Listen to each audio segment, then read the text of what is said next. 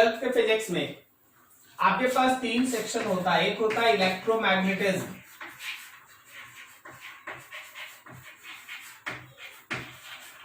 एक है आपके पास इलेक्ट्रोमैग्नेटिज्म, सेकंड आता है आपके पास ऑप्टिक्स, और थर्ड आता है हम लोगों के पास मॉडर्न फिजिक्स।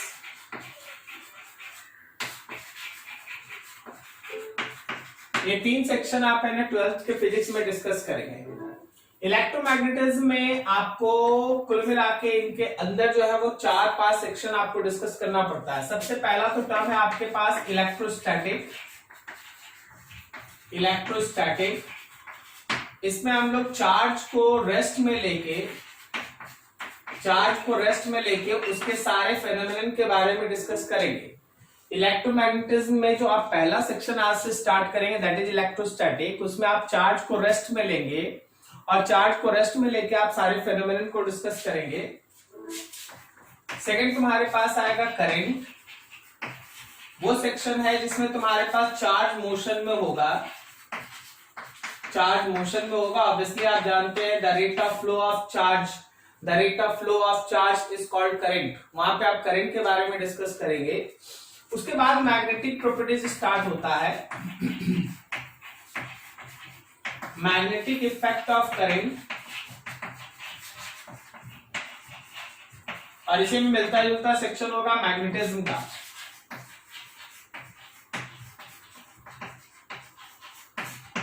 इसके लिए हम आपको ऐसे इंट्रोड्यूस करा दें कि कहीं भी अगर मैग्नेटिक इफेक्ट है तो उसका 2 ओरिजिन होता है, या तो कोई एक मैग्नेटिक मटेरियल होता है जो हमारा मैग्नेटिक फील्ड ये सब क्रिएट करता है, या फिर कोई करंट कैरिंग कंडक्टर भी अपने चारों तरफ मैग्नेटिक फील्ड बना के रखता है। तो there is 2 origins of magnetic field, एक कोई मैग्नेटिक मटेरियल या फिर दूसरा कोई एक करंट कैरिंग कंडक्टर। उन सब के बारे में यहाँ डिस्कस होगा। उसके बाद हम लोगों के पास 4th सेक्शन आता है इलेक्ट्रोमैग्नेटिक इंडक्शन।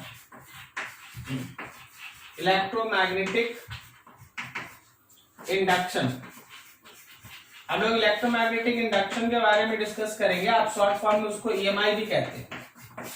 इलेक्ट्रोमैग्नेटिक इंडक्शन एक ऐसा पर्टिकुलर फेनोमेनन है जिसमें मैग्नेटिक फ्लक्स के चेंज करने की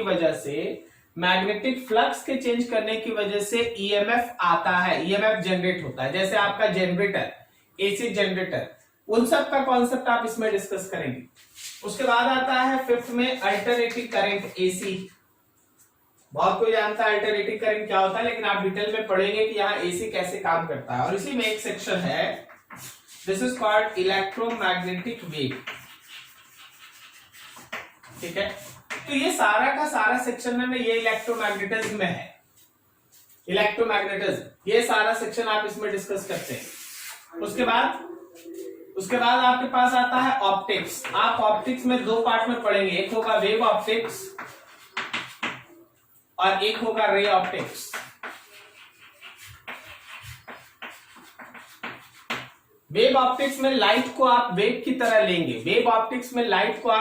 तरह लेंगे और उसके वेव फेनोमेनन पे बेस्ट इंटरफेरेंस, डिफ्रैक्शन और पोलराइजेशन, ये 3 पार्ट हम लोग बहुत इंटेंस करके पढ़ाई करेंगे वेव ऑप्टिक्स।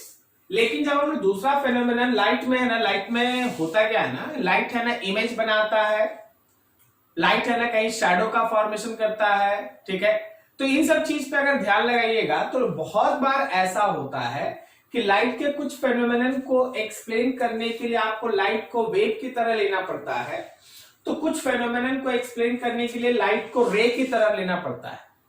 तो लाइट का image formation, shadow formation, refraction, ये सब पढ़ना है तो रे ऑप्टिक्स लेना है। लेकिन लाइट का इंटरफेरेंस, डिफ्रैक्शन या पोलराइजेशन फेनोमेनन पढ़ना है तो लाइट को वेव लेना होगा। तो ये हम लोग जब पढ़ेंगे तब देखेंगे। उसके बाद आपका आता है मॉडर्न फिजिक्स। एक्चुअली मान लो ना तो वो तुम्हारा जो एटॉमिक स्ट्रक्चर चैप्टर है 11th के केमिस्ट्री में, उसी का अलग अलग पार्ट बहुत डिटेल में है। जैसे सबसे पहला इसमें आता है बोर्स थ्योरी। ठीक है, इसमें आपके पास है एटम्स एंड न्यूक्लियाई। इसमें आपको रेडियो एक्टिविटी भी पढ़ा दिया जाएगा, रेडियो एक्टिविटी। फिर आपके पास आएगा सेमीकंडक्टर एंड डिवाइस। उसके बाद आपको इसमें अलग से एक्सरे का भी डिस्कशन होगा और फिर आप इसमें कम्युनिकेशन भी पढ़ेंगे, कम्युनिकेशन। तो ये पूरा का पूरा एक तरह से फ्लो चार्ट है, ये पूरा का पूरा एक तरह से फ्लो चार्ट है जो आप 12 के फिजिक्स में पूरे ईयर में डिस्कस करते हैं। जरा गौर करना, सबसे मेजर सेक्शन अगर बोला जाए, जब भी आप कोई भी कंपटीशन में बैठते हैं, आप कोई भी कंपटीशन में बैठते हैं, आपके 100% पोर्शन का बेसिकली दो हिस्सा होता है। 60% पोर्शन लगभग आपके 12 सिलेबस से होता है और 40% पोर्शन लगभग आपके 11 सिलेबस से होता है।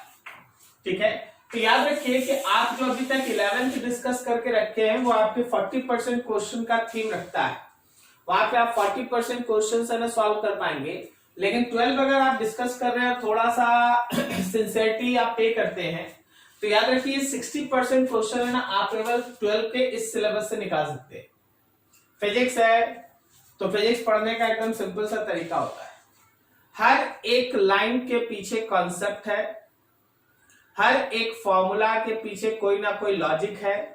नेचर में कुछ भी बिना लॉजिक के नहीं होता। तुम्हारा सबसे पहला कोशिश होना चाहिए उस लॉजिक को समझने पे, ये चीज क्यों होता है। अगर मान लो जैसे हम यहां से ऐसे लिप्स मूव करा रहे हो, तुम साउंड सुन रहा है, तो इसके पीछे एक लॉजिक है, इसके पीछे रीजंस है, इसके पीछे कॉन्सेप्ट है, वेव कैसे, साउंड कैसे मीडियम में चलता है। अगर मेरे हाथ से ये पर्टिकुलर चॉक गिर जाए तो ये नीचे जाएगा, तो इसके नीचे जाने का फेनोमेनन के पीछे है ना फिजिक्स के पास एक लॉजिकल डिस्कशन है, हर चीज का एक आंसर है। आपको उसी चीज को है ना समझना पड़ता है। अगर आप उस चीज को अंडरस्टैंड करते जाइएगा, अंडरस्टैंड कीजिएगा, समझिएगा, उसके बाद फिर फिजिक्स का फॉर्मूला आता है, डेरिवेशन आता है, न्यूमेरिकल आता है। पहले तो आपको नेचुरल फेनोमेनन को समझना पड़ता है। अगर हम तुमसे बोलते हैं कि देखो जी, कोई एक चार्ज दूसरे चार्ज को अट्रैक्ट कर रहा है, कोई एक चार्ज दूसरे चार्ज को रिपेल कर रहा है, तो इसके पीछे कुछ लॉजिक है, उस सब टर्म को आपको समझना पड़ता है। जैसे ही आप है ना कॉन्सेप्ट वाइज इसका डिस्कशन समझना स्टार्ट करते हैं, आपको अचानक से फिजिक्स एकदम बढ़िया लगने लगता है। जो लोग रटने के पीछे जाएगा सोचेगा कि नहीं इसको भी याद कर लेंगे, इसको भी याद कर लेंगे, इसको भी याद कर लेंगे, ध्यान रखना फंसना ही है। हम आपको एक चीज बता देते हैं, आप बस इस चीज को ध्यान रखिए, आपको नॉट अ सिंगल लाइन ऐसा छोड़ना चाहिए जिसको आप समझे नहीं। अगर आप समझे नहीं है तो आप समझ जाइए कि आप अपने लिए प्रॉब्लम खड़ा कर रहे हैं आगे के लिए।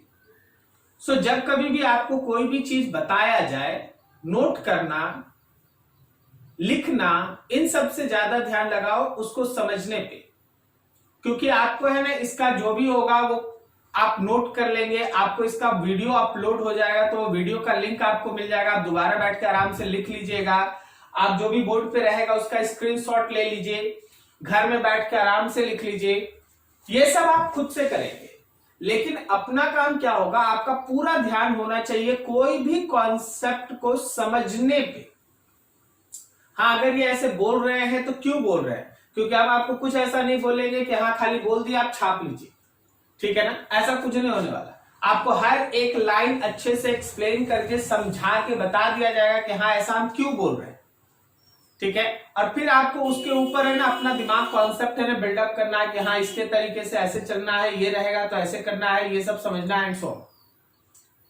पूरा का पूरा ध्यान लगा दो समझने पे। अब उसके बाद समझने से क्या न्यूमेरिकल बनता है, नहीं। अभी एक दूसरा चीज, खाली समझ लेने से अगर हम तुमको केवल कॉपी दे दे, पेन नहीं दे तो भी तुम नहीं लिख पाएगा। खाली पेन दे दे, कॉपी दे दे, कॉपी नहीं दे तो भी तुम नहीं लिख पाएगा। कॉपी और पेन दोनों होना चाहिए तभी तुम लिख पाएगा। और अच्छे से लिखने के लिए तुम्हारा मन भी होना चाहिए लिखने का, ये भी ध्यान। तुम चीज समझ गया लेकिन जो फॉर्मूला है वही आपको याद नहीं है तो भी आपसे न्यूमेरिकल नहीं बनेगा, ये ध्यान रखिए। तो आपको चीज भी समझना होगा, आपको चीज भी समझना होगा, आपको उसका फॉर्मूला उसके बाद याद करना पड़ेगा। देन जाने के बाद उसके बाद फिर आप है ना चीज को है ना ऐसे लेके चलेंगे कि उसके बाद आप कोई भी न्यूमेरिकल पढ़िए, मन लगा के उसको बनाने का कोशिश कीजिए। आपको कॉन्सेप्ट आता है, आपको फॉर्मूला आता है, आप जरूर न्यूमेरिकल बनाइएगा। अगर आपको कॉन्सेप्ट नहीं आता है, फॉर्मूला आता है, तो छोटा मोटा 2-4 क्वेश्चन वही बस। आपको फॉर्मूला नहीं आता, कॉन्सेप्ट आता है, तो भी न्यूमेरिकल नहीं बनेगा। तो आपको फॉर्मूला भी आना चाहिए, आपको कॉन्सेप्ट जो लॉजिक्स है उन पर्टिकुलर क्वेश्चन के पीछे वो भी समझ में आना चाहिए। फिर मन लगा के आप काम कीजिए, देखिए सब न्यूमेरिकल बनेगा। ठीक है ना? This is the theme. आप मेरा ये पहला क्लास है, आप इसको जरूर याद रखिए। फिजिक्स में सभी को लगभग प्रॉब्लम होता है न्यूमेरिकल्स में। तो न्यूमेरिकल ना फॉर्मूला रटने से बनता है, ना केवल कॉन्सेप्ट समझ लेने से बनता है, दोनों चीज आना चाहिए। दोनों चीज के आने के बाद भी तुम्हारा मन होना चाहिए, तुम्हारा है ना मन होना चाहिए कि नहीं हमको बना देना है। जब आप उसके पीछे लग जाते हैं, बनाते हैं, तभी वो बनता है। तो अगर आप ऐसे सोच के काम करना स्टार्ट कीजिएगा, ध्यान रखिए एकदम बनना ही है। ठीक है? तो हम लोग है ना वैसे ही स्टार्ट करेंगे। अभी देखो जैसे हम लोग आज के क्लास में इलेक्ट्रोस्टैटिक स्टार्ट कर रहे हैं। इस इलेक्ट्रोस्टैटिक में बहुत बेसिक आज बात चलेगा। हम लोग है ना चार्ज के बारे में स्टार्ट करेंगे, चार्ज के बारे में डिस्कस करेंगे, क्योंकि पूरा का पूरा चार्ज ही एक ऐसा पर्टिकुलर वर्ड है जो इस पूरे सेक्शन में तुम उसको चार्ज यहां से लेके लगभग इधर इधर भी है ना सुनाई देते रहेगा। तो चार्ज क्या होता है, कैसे काम करता है, क्या अट्रैक्ट करता है, रिपेल करता है, क्या उसके पीछे का लॉजिक है, ये सब देखते हैं। ठीक है? चलो देखो देखिए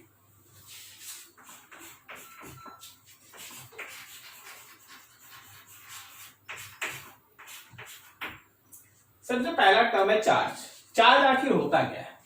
देखो नेचर में कुछ ऐसा पर्टिकुलर वर्ड्स है जो किसी भी पर्टिकुलर सब्सटेंस, बॉडी, पार्टिकल के एग्जिस्टेंस के साथ हमेशा उसके साथ रह गए। जैसे कोई भी बॉडी अगर है, कोई भी सब्सटेंस अगर है, तो मास हमेशा होगा ही।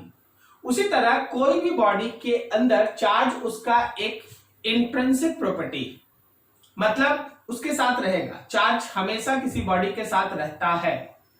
चार्ज एक ऐसा इंट्रिंसिक प्रॉपर्टी है किसी भी बॉडी का, जिस वजह से वो नेचर में दो फेनोमेनन को एक्सप्लेन भी करता है, मतलब इफेक्ट शो भी करता है, और उसको एक्सपीरियंस भी करता है।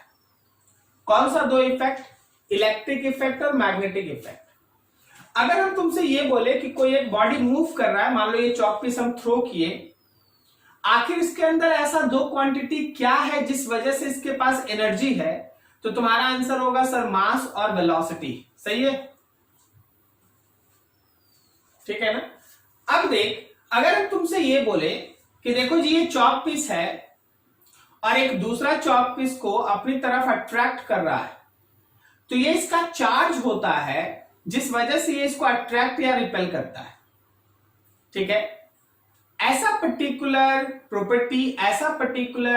प्रॉपर्टी किसी भी बॉडी या सब्सटेंस का जिस वजह से वो इलेक्ट्रिक इफेक्ट और मैग्नेटिक इफेक्ट एक्सपीरियंस भी करता है और शो भी करता है, दैट इज कॉल्ड चार्ज। ठीक है ना? तो चार्ज एक तरह का इंट्रिंसिक प्रॉपर्टी, इंट्रिंसिक मतलब खुद का प्रॉपर्टी है। ठीक है ना? चार्ज एक तरह का इंट्रिंसिक प्रॉपर्टी है जिस वजह से कोई पर्टिकुलर बॉडी इलेक्ट्रिक और मैग्नेटिक इफेक्ट शो करता है या इलेक्ट्रिक और मैग्नेटिक इफेक्ट खुद भी एक्सपीरियंस करता है। ठीक है? सो चार्ज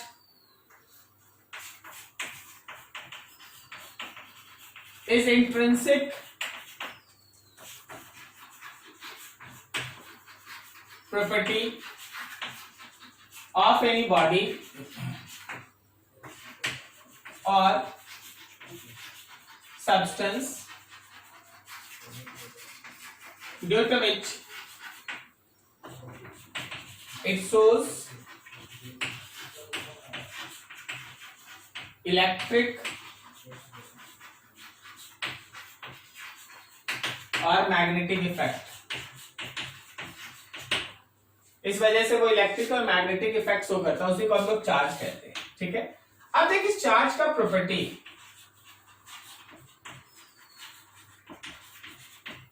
में कुछ एकदम आसान है जो आप पहले से जानते हो, तो उसको शॉर्टकट में आप समझ लीजिए कि चार्ज जो है वो मेनली दो तरह का होता है। एक होता है पॉजिटिव चार्ज, उसको हम लोग प्लस क्यू लिख देंगे, एक होता है निगेटिव चार्ज, उसको हम लोग माइनस क्यू लिख देंगे, ठीक है। दूसरा पॉइंट ये है कि सिमिलर चार्ज एक दूसरे को, similar charges repel,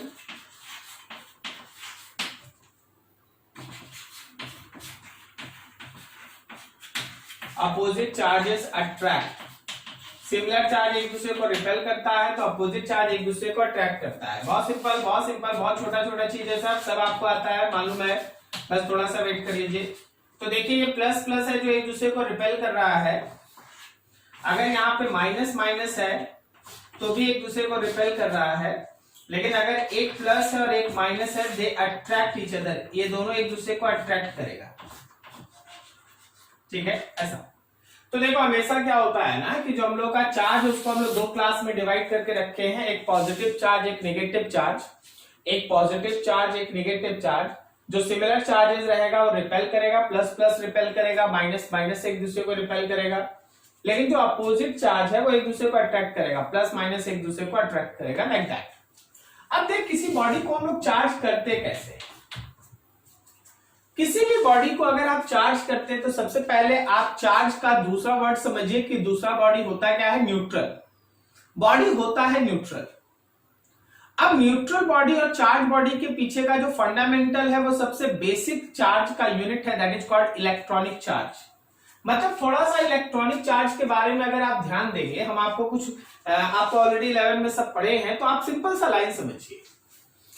during charging of any body, अगर आप किसी भी बॉडी को चार्ज करते हैं, देयर इज ऑलवेज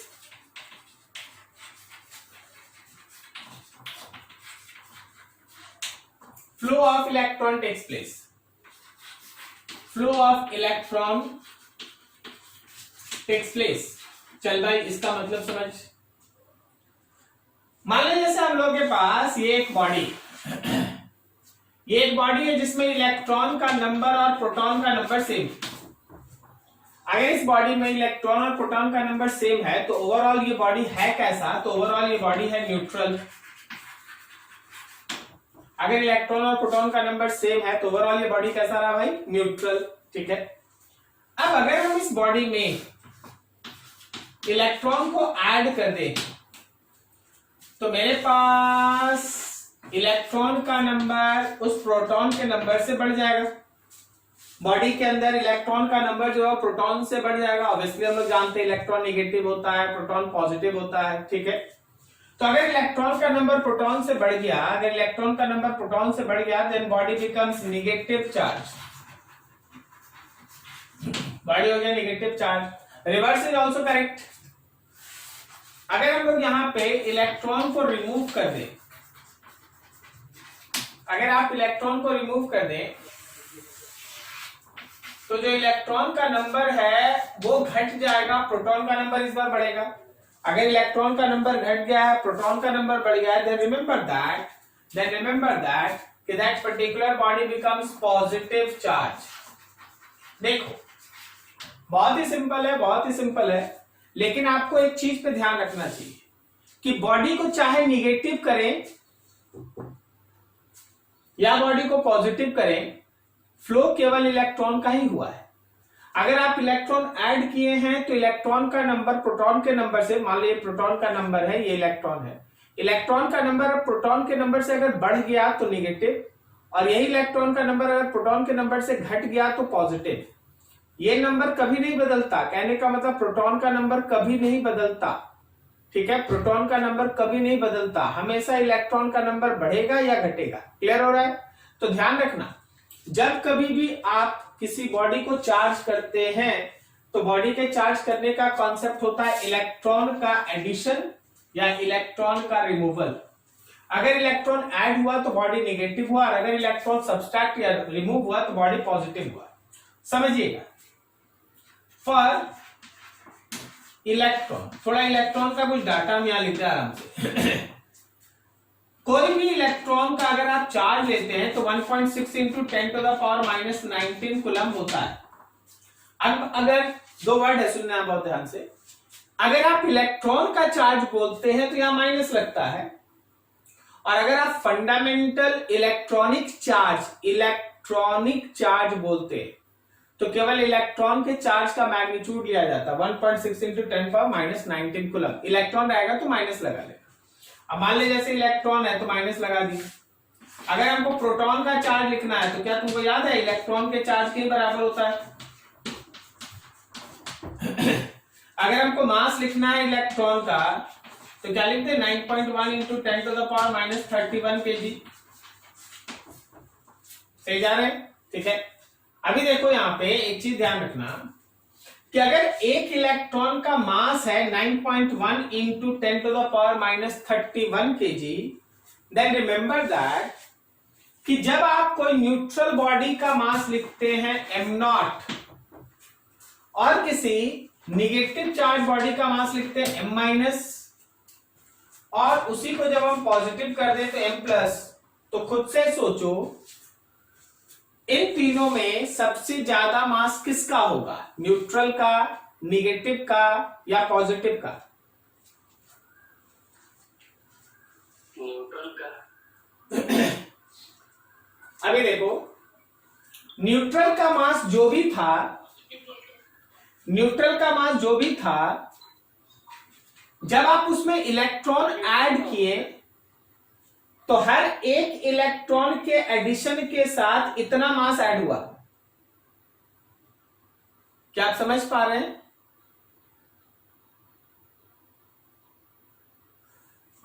न्यूट्रल के अंदर जब आप इलेक्ट्रॉन भरिएगा, मान लीजिए जैसे ये न्यूट्रल है, सपोज ये एक बॉडी न्यूट्रल है और हम इसमें इलेक्ट्रॉन ऐड करे जा रहे हैं, हम इसमें इलेक्ट्रॉन ऐड कर रहे हैं। तो जब आप इलेक्ट्रॉन ऐड कर रहे हैं तो आप इतना मास में ऐड कर रहे हैं। इसका मतलब ये है कि निगेटिव का जो मास होगा वो न्यूट्रल के मास से ज्यादा होगा। निगेटिव का जो मास है वो न्यूट्रल के मास से ज्यादा होगा। उसी तरह अगर ये बॉडी है और आप इसमें इलेक्ट्रॉन को निकाल रहे, इलेक्ट्रॉन रिमूव कर रहे हैं, तो इलेक्ट्रॉन निकलने का मतलब मास का रिमूवल,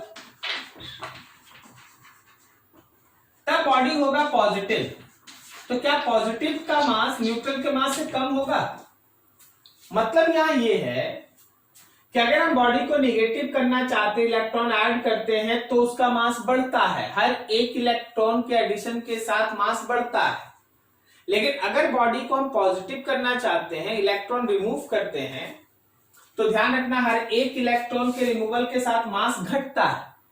सो अगर हम लोग तीनों मास को एक ऑर्डर में रखें, चलो यही लिख देते हैं मासेस का, तो ध्यान रखना कि सबसे ज्यादा मास निगेटिव का होता है, उससे कम न्यूट्रल का होता है, सबसे कम मास होता है पॉजिटिव का।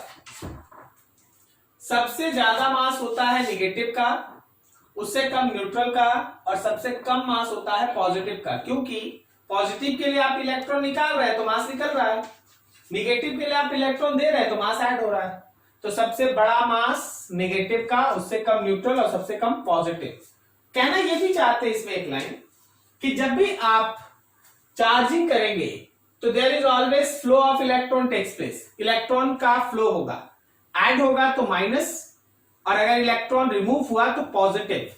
लेकिन चार्जिंग में मास भी चेंज करता है, ठीक है ना? चार्जिंग में मास भी चेंज करता है, जब आप चार्ज करते हैं मास में चेंज होता है, ठीक है ना? So during charging there is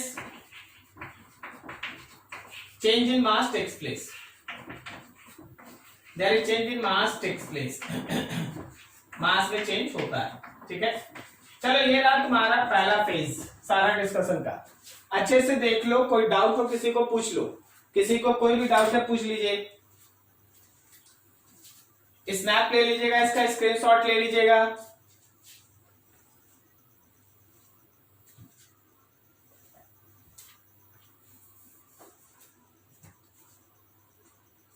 sir आपने प्रॉपर्टीज तो बताया था, पॉजिटिव पॉजिटिव क्या वो रिप्रेजेंट कर रहा है? हाँ, पॉजिटिव पॉजिटिव कौन पॉजिटिव? सर प्रॉपर्टीज का नंबर 1। यही ना? वही पे। हाँ तो रिपेल करेगा, क्या दिक्कत? ठीक है ना?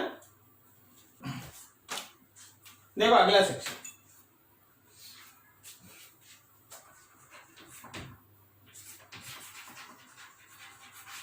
Charge on any body is quantized. इस वर्ड का मतलब समझना। इस वर्ड का मतलब ऐसा है, समझना जरा ध्यान से, कि मान लो जैसे हम लोग के पास कोई एक ए है, इस ए से आप एक इलेक्ट्रॉन को रिमूव कर दिए तो क्या ये ए प्लस बना? थोड़ा केमिस्ट्री पे ध्यान रख लो, आराम से समझ जाओगे। ए से अगर आप एक इलेक्ट्रॉन निकाल दे तो वो ए प्लस बन जाए। अच्छा, अगर हम एक प्लस से एक और इलेक्ट्रॉन निकाल दें तो ये A+2 बन जाए। सिमिलरली A+2 से एक और इलेक्ट्रॉन निकाल दे तो ये A+3 बन जाए। अब सोचो, एक लाइन में समझना, इसका मतलब ये है कि अगर A से n नंबर ऑफ इलेक्ट्रॉन को निकाल दिया जाए तो A पे पावर +n आ जाएगा। यहां पे n जो स्टैंड करता है वो हमेशा इंटीजर होता है। इंटीजर कहने का मतलब आप किसी बॉडी से चार्ज करने के लिए एक इलेक्ट्रॉन रिमूव कर सकते हैं, 2 इलेक्ट्रॉन रिमूव कर सकते हैं, 3 इलेक्ट्रॉन रिमूव कर सकते हैं। सिमिलरली अगर बॉडी को निगेटिव चार्ज करना है तो उसको आप एक इलेक्ट्रॉन दे सकते हैं, या 2 इलेक्ट्रॉन दे सकते हैं, या 3 इलेक्ट्रॉन दे सकते हैं। आप कभी भी उसको fractional value of electronic charge नहीं दे सकते। आप कभी भी उसको फ्रैक्शनल वैल्यू, कहने का मतलब 1.5 इलेक्ट्रॉन का चार्ज दे दिए या 1.5 इलेक्ट्रॉन्स रिमूव कर दिए, पॉसिबल नहीं है। कहना ये चाहते हैं कि charge on any body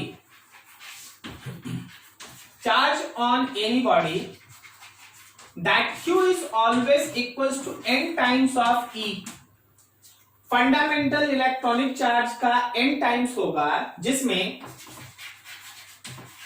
where n is integer, n जो है वो इंटीजर है, 1 2 3 4 5 6 कुछ ऐसा नंबर आएगा। क्लियर है? अब सुनना, चार्ज तो 2 तरह का, पॉजिटिव या निगेटिव। अब अगर आप इलेक्ट्रॉन निकाल रहे हैं तो +ne, और अगर आप इलेक्ट्रॉन ऐड कर रहे हैं तो -ne। किसी भी बॉडी को जो चार्ज आप देते हैं वो इलेक्ट्रॉनिक चार्ज का, हम बोल रहे इलेक्ट्रॉनिक चार्ज का, हम इलेक्ट्रॉन का चार्ज नहीं बोल रहे, हम बोल रहे electronic charge. E is electronic charge, जिसका वैल्यू होता है 1.6 इंटू 10⁻⁻19 कूलम। ठीक है ना? फंडामेंटल इलेक्ट्रॉनिक चार्ज का इंटीग्रल मल्टीपल होता है। आप अगर किसी बॉडी को 5 इलेक्ट्रॉन दे दिए तो that body becomes negative. How much charge it have? 5 times of 1.6 into 10⁻⁻19 coulomb. So overall you get that 5 into 1.6 into 10⁻⁻19 coulomb दे दिए थे इलेक्ट्रॉन नेगेटिव, अगर रिमूव कर देते तो positive. That is called quantization. Integral value होता है, उसी को हम लोग क्वांटाइज्ड प्रॉपर्टी कहते हैं। अब जरा देखो, एक छोटा सा हम क्वेश्चन तुम्हारे सामने रखते हैं, यहां तक के लिए समझना उसको। जैसे कि एग्जांपल बोला गया ऐसा,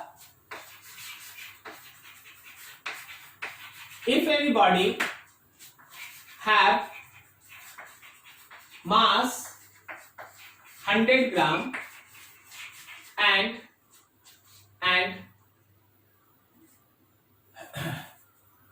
12 excess electron it have, find charge of body। Second, change लिखा हुआ है, चार्ज लिखा हुआ है, change in mass of body during charging. चलो ये 2 क्वेश्चन, अभी तो हम लोग 2 टॉपिक पिछला पढ़े उससे रिलेटेड। तो एक एकदम आसानी से एकदम आराम से बनाया जाए। तो पहला वाला जो है, फर्स्ट वाला क्या बताइए, क्या ये प्रॉपर्टी कौन से प्रॉपर्टी पे बेस्ट है? फर्स्ट क्वेश्चन,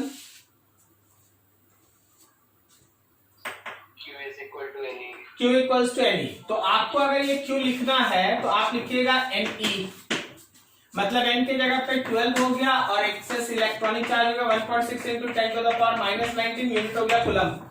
अच्छा, आप लोग चार्ज का यूनिट तो जानते हैं ना, कूलम। ठीक है, आप बताइए, क्वेश्चन पढ़ के बताइए कि यहां पे साइन कैसा रहेगा, प्लस रहेगा या माइनस?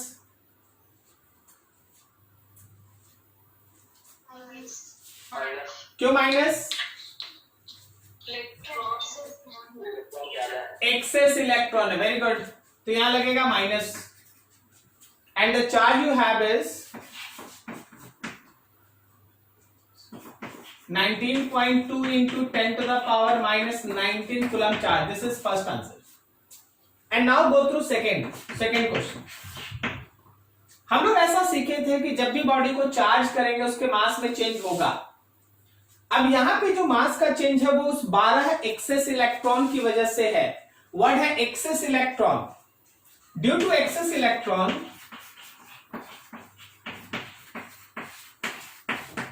मास इंक्रीज और डिक्रीज, मास बढ़ जाएगा या घट जाएगा? मास इंक्रीजेस, मास इंक्रीजेस, मास का इंक्रीज होगा, ठीक है ना? तो आखिर वो मास का इंक्रीज कितना होगा? क्या हम लिख सकते हैं 12 इंटू मास ऑफ इलेक्ट्रॉन?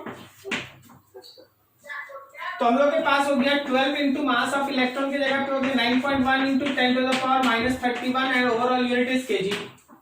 तो आप इसमें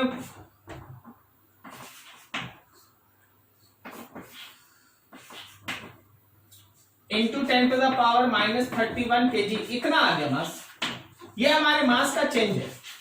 तो आपका ये दोनों क्वेश्चन सॉल्व हो गया, ठीक है, कि हाँ हमारे पास चार्ज आएगा minus of 19.2 into 10 to the power minus 19 coulomb, और जो मास का इंक्रीज होगा, ये एक्चुअली इंक्रीज है मास का, जो मास का इंक्रीज होगा वो है 109.2 इंटू 10 पावर माइनस 31 केजी। लेकिन यहां पे हम इस कैलकुलेशन में तुमको एक और चीज सिखाना चाहते हैं, वो भी ध्यान रखना। मास का जो ये इंक्रीज है, देखो मास के इंक्रीज का ऑर्डर देखो, order 10 to the power minus 31 KG, जबकि बॉडी है 100 ग्राम का। पता है ये मास का जो डेलम है, ये मास का जो चेंज है वो बहुत बहुत और बहुत मास ऑफ बॉडी से छोटा होता है। मास का जो चेंज है, चेंज होता है, निगेटिव है तो मास बढ़ता है, पॉजिटिव है तो मास घटता है। लेकिन जो भी मास का चेंज हो रहा है, that change is very very small, that change is very very small in comparison with overall bodies mass. Body का जो भी मास है उसके कंपैरिजन में पूरा मास का जो चेंज होता है वो काफी कम होता है। सो इन प्रैक्टिकल वे आप चेंज को नेग्लेक्ट कर देते। मतलब सर बताइए, अभी तो आप बोले कि लेके चलना, अभी आप बोल रहे कि नेग्लेक्ट कर देते। देख, अगर हम तुमसे बोलेंगे कि इस न्यूमेरिकल को सॉल्व करने में बॉडी का मास लो, तो तुम 100 ग्राम ही लेगा। तुम ये नहीं बोलेगा सर 100 ग्राम में इसको जोड़ दीजिए। अरे भाई इसको जोड़ेंगे तो भी फर्क नहीं पड़ता, ये इतना कम है कि हम लोग इसको नेग्लेक्ट कर देंगे। क्या आप समझे? क्या आपको समझ में आ रहा है? ठीक है ना? हम इसको और प्रैक्टिकली बताते हैं। देखो, मान लो ये चॉक पीस है मेरे हाथ में, ये चॉक पीस है मेरे हाथ में, सपोज 100 ग्राम का है। अब हम क्या किए, इसको हाथ में एक बार ऐसे हल्का सा ऐसे रफ कर दिए, तो मेरे हाथ पे हल्का सा लग गया, दिख रहा होगा आपको। अब इसका मतलब ये थोड़ी ना है कि अब हम इसका मास लेंगे तो बोलेंगे 100 ग्राम नहीं है। बात समझ गए ना?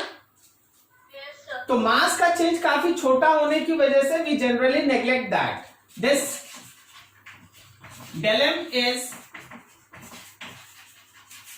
Very very small, so we can neglect। हम लोग इसको नेग्लेक्ट कर सकते, हम लोग इसको नेग्लेक्ट कर ही देते बेसिकली। ठीक है, आराम से इसका स्क्रीनशॉट लीजिए, देखिए क्या क्लाइंट कहीं डाउट है पूछ लीजिए। चलो देखो अगला, next problem,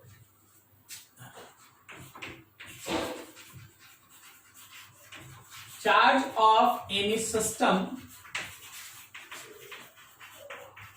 is always conserved. किसी भी सिस्टम का अगर आप बात करेंगे ना, कोई भी सिस्टम हम लोगों के पास ऐसा जो आइसोलेटेड सिस्टम हो, हमेशा ध्यान रखना कि उसका चार्ज जो है वो कंजर्व होता है, ठीक है ना। फॉर एनी आइसोलेटेड सिस्टम, मान लो जैसे हम लोग के पास ये एक सिस्टम है, इसमें दो बॉडी, एक बॉडी का नाम है ए और एक बॉडी का नाम है बी। ए पे चार्ज है हम लोगों के पास 4q और बी पे चार्ज है अभी मान लो जैसे -q, ठीक है। अगर हम तुमसे ये बोले कि what is the net charge of the system, कोई बताओ जी नेट चार्ज अभी सिस्टम का कितना है। एक्चुअली वो charge of A plus charge of B है, ओके। ए का चार्ज हम लोग के पास 4q और बी का चार्ज है -q, सो मेरे पास ओवरऑल चार्ज 3q है ठीक है, ये समझ में आया क्या बोले, ठीक है ना, 3q।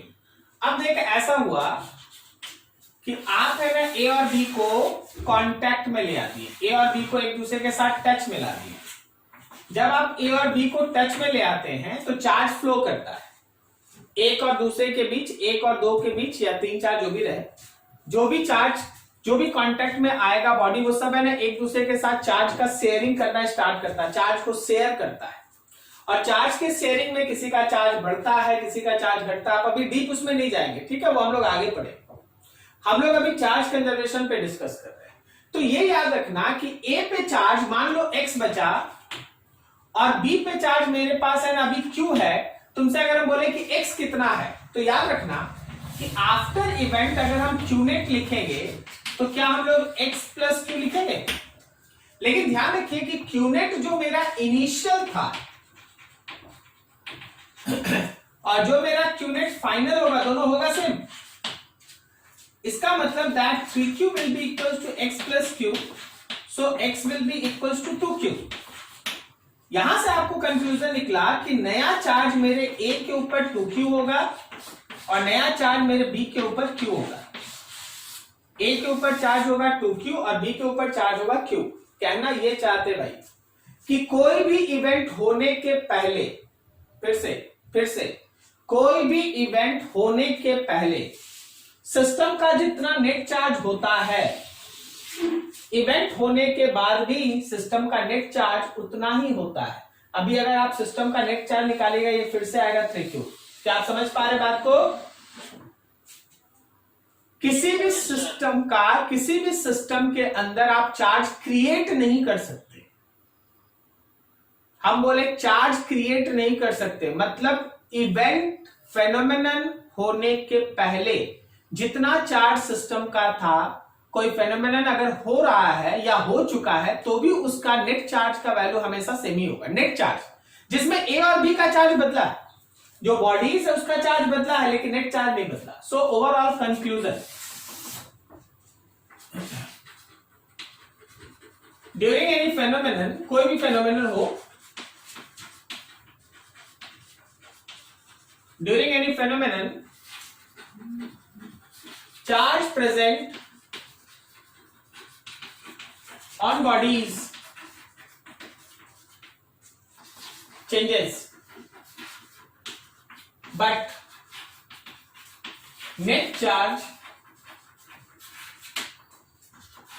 of system always remains conserved या constant।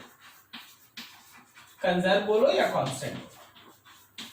तो सिस्टम का नेट चार्ज कभी नहीं बदलेगा सिस्टम का नेट चार्ज कभी नहीं बदलेगा। इंडिविजुअल चार्जेस बॉडीज का बदल सकता है।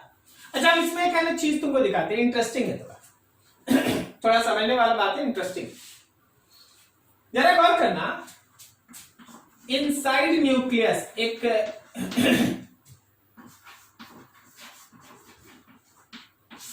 देख होता क्या है ना, न्यूक्लियस के अंदर कि न्यूट्रॉन अपने आप को प्रोटॉन में बदलता है। न्यूट्रॉन अपने आप को प्रोटॉन में बदलता है, ठीक है।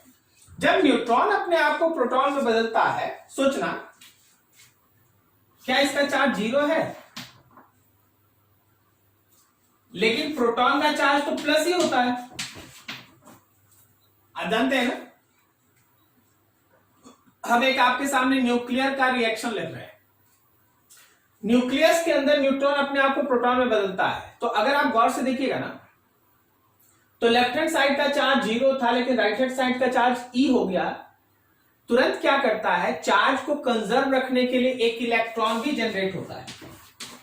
अब इलेक्ट्रॉन आ गया, माइनस ही आ गया। जरा गौर करो, समझो। देखो, बिफोर डिसइंटीग्रेशन नेट चार्ज 0, तो आफ्टर डिसइंटीग्रेशन भी प्रोटॉन और इलेक्ट्रॉन बना, नेट चार्ज कितना? 0। कोई भी फेनोमेनन में आप चार्ज को क्रिएट नहीं कर सकते। हम वर्ड बोल रहे चार्ज, हम पार्टिकल नहीं बोल रहे। चार्ज पार्टिकल बन सकता है, लेकिन नेट चार्ज हमेशा कंजर्व ही रहेगा। चार्ज पार्टिकल बन सकता है। देखो, जैसे न्यूट्रॉन न्यूट्रल था, अब प्रोटॉन और इलेक्ट्रॉन बना, तो बोलेगा ना charge particles are form. Proton बना है तो चार्ज पार्टिकल है, इलेक्ट्रॉन बना है चार्ज पार्टिकल है। लेकिन सिस्टम का नेट चार्ज कैसा है? तो सिस्टम का नेट चार्ज हमेशा कंजर्व है। Net charge always remains conserve. Q net always conserve. But charge particles can be form. आप चार्ज पार्टिकल बना सकते हैं। आप देखिए, यहां 2 चार्ज पार्टिकल आप बनाए, प्रोटॉन बनाए हैं, आप इलेक्ट्रॉन बनाए हैं, लेकिन इस सिस्टम का जो नेट चार्ज है वो हमेशा कैसा है? सेम है, कंजर्व। ठीक है, तो this is called conservation of charge. आगे जब आप बहुत सारा न्यूमेरिकल बनाइएगा तो चार्ज कंजर्व रख के, है ना, बहुत सारा वैल्यू कैलकुलेट करना पड़ता है। So remember that point always. देख लो अच्छे से, कहीं कोई डाउट है बात करो, कोई भी डाउट पूछ लो। एकदम छोटा छोटा चीज चल रहा है अभी कोई बहुत बड़ा डिस्कशन नहीं है। कहीं भी डाउट है पूछ लीजिएगा। सर वो फिर से रिपीट कीजिए ना सर। कौन सा? वो साइड न्यूक्लियस वाला। अच्छा ठीक, आप लोग स्नैप लेते चलिएगा। हाँ, आप लोग इसका स्क्रीनशॉट लेते चलिएगा। हाँ जी, सुनिए, आप जब इसी 12 में आप देख रहे थे ना, जब हम अभी चार्ट बना रहे थे कि आप क्या क्या पढ़ेंगे, तो मॉडर्न फिजिक्स था। मॉडर्न फिजिक्स में आप देखे थे एटम, न्यूक्लियाई। न्यूक्लियाई के अंदर जब आप न्यूक्लियाई चैप्टर पढ़ेंगे ना, तो उसमें ये फेनोमेनन आता है कि inside nucleus neutron will be converted into proton and electron. Neutron जो अपने आप को प्रोटॉन इलेक्ट्रॉन में बदलता है। तो अभी मेरे पास टॉपिक था कि हम कंजर्वेशन ऑफ चार्ज को वहां दिखा दें। देख, उस कन्वर्सन के पहले जब न्यूट्रॉन अपने आप को प्रोटॉन इलेक्ट्रॉन में नहीं बदला है, तो उस समय न्यूट्रॉन का चार्ज 0 होता। आप जानते हैं ना, न्यूट्रॉन्स आर इलेक्ट्रिकली न्यूट्रल, आप जानते हैं ना। हाँ ठीक, तो न्यूट्रल है तो शुरुआती चार्ज 0 है। अब सोच, एक न्यूट्रॉन गायब हो गया और न्यूक्लियस में एक प्रोटॉन और इलेक्ट्रॉन आ गया, तो 2 पार्टिकल आ गया, प्रोटॉन और इलेक्ट्रॉन करके 2 पार्टिकल आ गया, लेकिन नेट चार्ज अभी भी 0 है। क्या समझ में आया?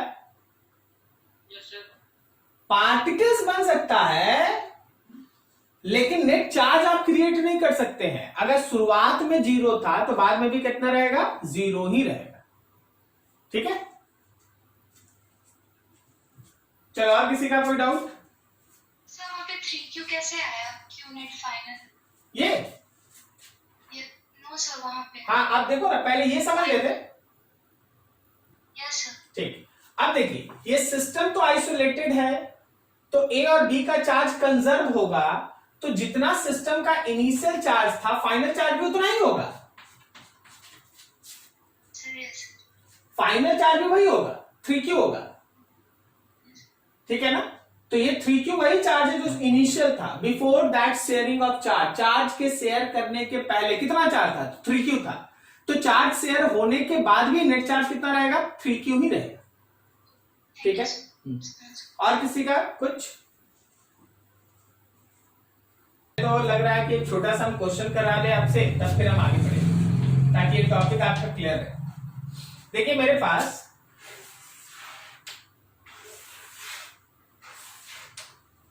ए बी सी करके ऐसे 3 स्क्वायर है, इस पे चार्ज हम दिए हैं 4q, इस पे चार्ज दिए हैं -q और ये है 0। ठीक है, अभी क्या हुआ कि ये A, ये B और ये C कांटेक्ट में आया, ABC कांटेक्ट में आया। जब ABC कांटेक्ट में आया तो हमको ये पता चला कि इस पे जो चार्ज मौजूद है वो है हम लोगों का Q, इस पे जो चार्ज मौजूद है वो है हम लोगों का 3q/2। तुमसे बोला गया कि इसका चार्ज निकालो। चलो देख के बताओ तो कैसे बनेगा? कोई बता सकता है डायरेक्ट आंसर? सी का चार्ज कोई बता सकता है डायरेक्ट? एकदम छोटा सा क्वेश्चन है, बस पिछला टॉपिक और क्लियर करने के लिए दे दिए।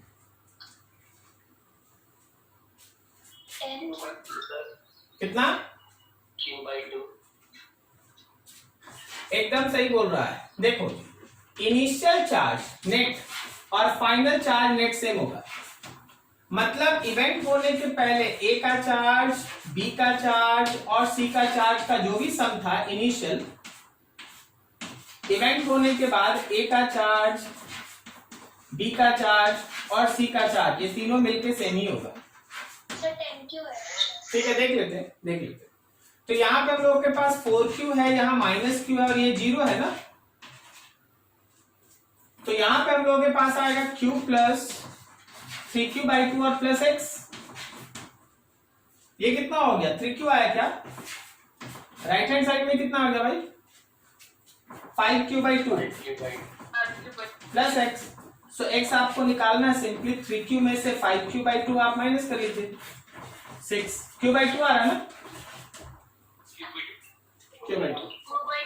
हाँ, तो x जो होगा वो मतलब c का जो चार्ज होगा वो एक्चुअली q/2 होगा, final charge.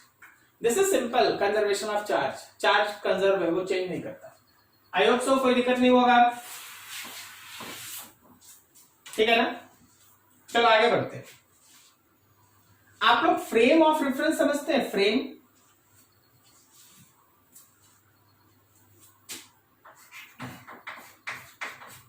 Effect produced by any charge। कोई एक चार्ज किस किस तरह का इफेक्ट प्रोड्यूस कर सकता है, ये इस बात पे डिपेंड करता है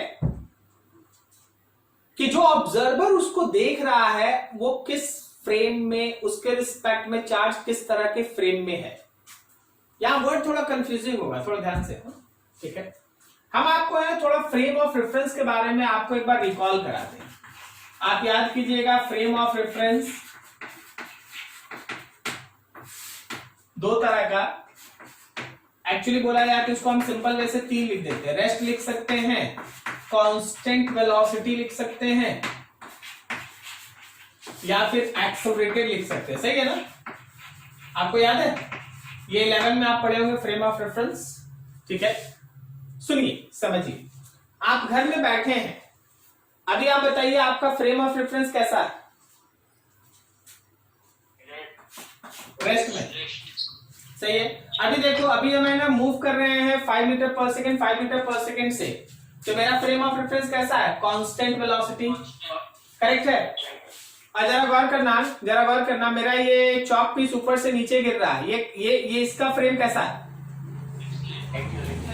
एक्सेलरेटेड, जी के बराबर। ठीक है ना? तो वही 3 चीज यहाँ पे बहुत सिंपल वे से लिखा हुआ है, समझना ऐसा ध्यान से। फॉर एन ऑब्जर्वर, कोई एक ऑब्जर्वर अगर if charge is in rest with respect to its frame of reference,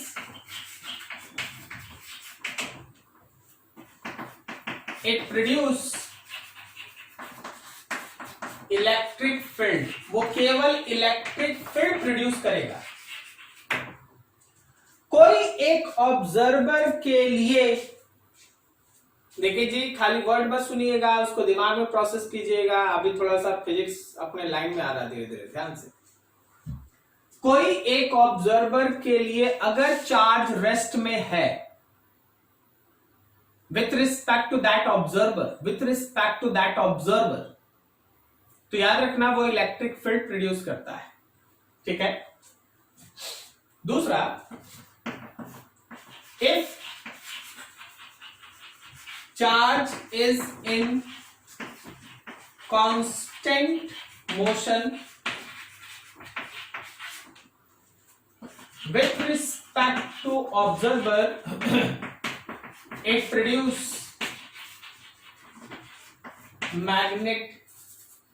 electric field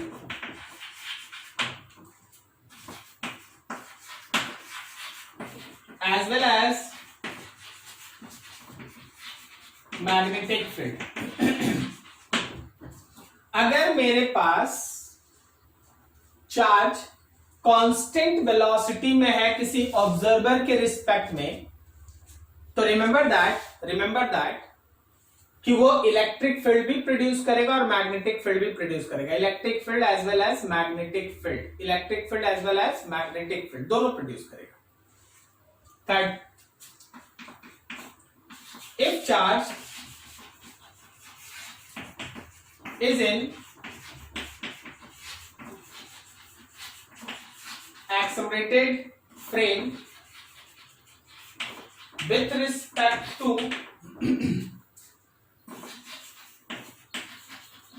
observer,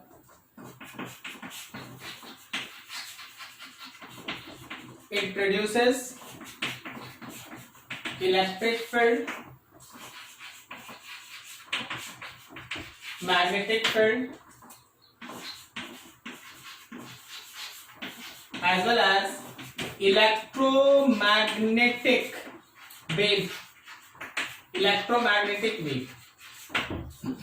देखो अभी है ना, बस ये लाइन एक एक लाइन दिमाग में बैठाओ, हमको कुछ 2-3 एग्जाम्पल देना होगा तभी ये क्लियर होगा, ठीक है। आपको सबसे पहले हम एक दो चीज पूछते हैं, सोच के बताइएगा। आप खड़े हैं और आपका फ्रेंड भी खड़ा है, आप हैं एक्स और आपका फ्रेंड है वाई।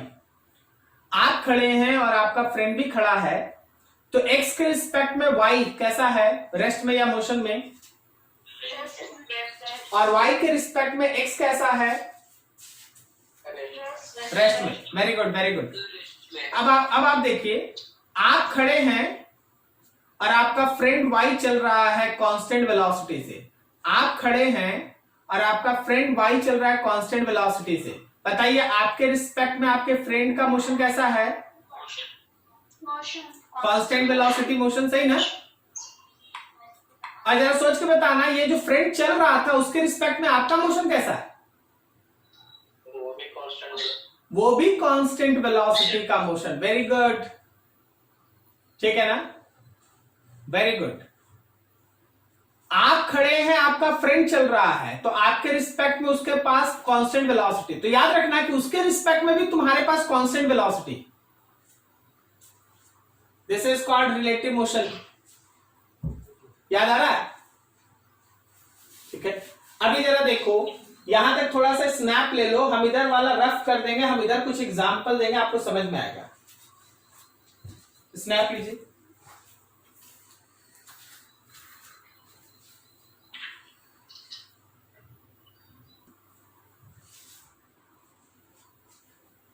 देखिए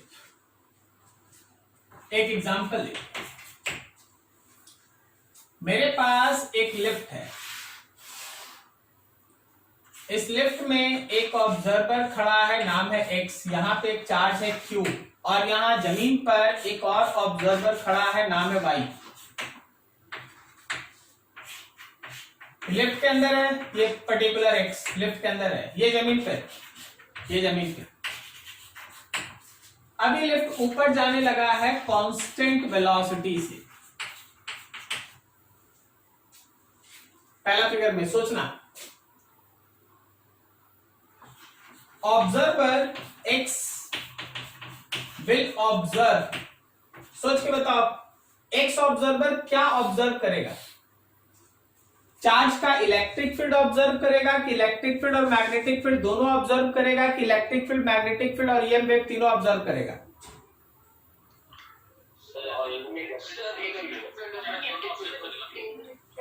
अब इसके लिए आप क्या सोचिए कि वो सोचिए आप कि एक्स के रिस्पेक्ट में चार्ज रेस्ट में है या मोशन में? रेस्ट में। तो observer X will observe electric field only, केवल इलेक्ट्रिक फील्ड ऑब्जर्व करेगा। कारण क्या है? Because Q is in rest with respect to x। x के रिस्पेक्ट में चार्ज रेस्ट में है, सो x केवल इलेक्ट्रिक फील्ड ऑब्जर्व करेगा। क्या आपको ये समझ में आया? चलो दूसरा, ऑब्जर्वर y विल ऑब्जर्व, बोलो। अब सोचो कि y के रिस्पेक्ट में चार्ज का क्या हो रहा है, चार्ज कैसा मोशन शो कर रहा है? कांस्टेंट। तो y will observe electric field plus magnetic field, electric field plus magnetic field. अब इसके पीछे का कारण है because Q is in constant velocity with respect to y। y के रिस्पेक्ट में चार्ज कैसा था? कांस्टेंट वेलोसिटी में था, इसलिए वो इलेक्ट्रिक फील्ड और मैग्नेटिक फील्ड दोनों प्रोड्यूस करेगा। क्या आप समझ पा रहे हैं? Yes sir. हाँ, चलिए ठीक। अब जरा देखिए, हम एक और ऑब्जर्वर लगा रहे हैं, हम एक और ऑब्जर्वर को इधर दिखा रहे हैं, थोड़ा समझना। एक और ऑब्जर्वर लगा दिए, नाम है जेड। और जेड क्या कर रहा है? जेड राइट की तरफ एक्सेलरेट हो रहा है, जेड राइट की तरफ एक्सेलरेटेड है। तो बताओ जेड क्या ऑब्जर्व करेगा? ऑब्जर्वर जेड विल ऑब्जर्व, बोलो। ये सोचो, देखो कुछ भी बोलने के पहले ये सोचो कि आखिर ये जेड के लिए चार्ज का फ्रेम कैसा है? क्या वो रेस्ट में है? क्या वो कांस्टेंट वेलोसिटी से मूव कर रहा है या एक्सेलरेट है? बोलो कैसा है? एक्सेलरेट है। तो observer Z will observe electric field plus magnetic field plus electromagnetic wave. कारण क्या है? Because Q is in acceleration with respect to Z। अब देखो, कभी कभी स्टूडेंट को लगता है कि सर Z ना एक्सेलरेट हो रहा है। अरे भाई देख, Z एक्सेलरेट हो, चार्ज रेस्ट में रहे, तो आप दोनों तरीके से बात कर सकते हैं। चार्ज के लिए Z एक्सेलरेटेड है और Z के लिए चार्ज एक्सेलरेटेड है। क्या समझ में आया? नहीं, चार्ज रेस्ट में है और Z एक्सेलरेट है, तो इसका रिवर्स भी सही है कि आप जेड को रेस्ट में मान के चार्ज को एक्सेलरेट कर सकते हैं, बस एक्सेलरेशन का साइन केवल निगेटिव होगा। क्या आप समझ पा रहे हैं? Yes sir. ठीक है। अगर हम बोलते हैं कि जेड राइट की तरफ एक्सेलरेट है, तो तुम ये बोल सकता है कि सर जेड रुका हुआ है और चार्ज लेफ्ट की तरफ एक्सेलरेट है। क्या सही में समझ में आया? Yes sir. ठीक है। अगर हम तुमसे ये बोल रहे हैं कि y के रिस्पेक्ट में चार्ज ऊपर जा रहा है, तो तुम ये बोल सकता है कि सर चार्ज के रिस्पेक्ट में y नीचे जा रहा है। सही है? तो सोच के बताना, सोच के बताना। एज ए ऑब्जर्वर, मान लो हम ऑब्जर्वर, मेरे हाथ में एक चार्ज पार्टिकल है, हम इसको यहां से छोड़ दिए गिरने के लिए। जितने देर तक ये हवा में रहा, हम क्या ऑब्जर्व करेंगे? एक्सेलरेशन वाला तीनों ऑब्जर्व करेंगे, इलेक्ट्रिक फील्ड, मैग्नेटिक फील्ड और ईएम वेव। क्या बोलता? सही है? सही ना? ठीक है। तो आपको ऐसे सोच सोच के चलना है। क्या किसी को दिक्कत समझने में? नहीं। आज का क्लास यही ऑफ करते हैं। आपका फर्स्ट क्लास है, नेक्स्ट डे से आपका क्लास जैसे था वैसे चलेगा। अगले दिन आपका क्लास में है ना, केमिस्ट्री होगा। केमिस्ट्री रहते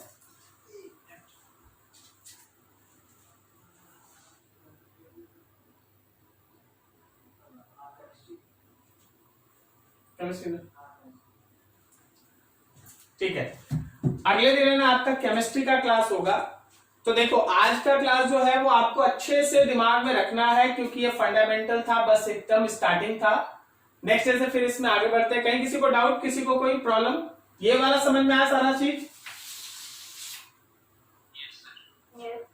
चलो ठीक है।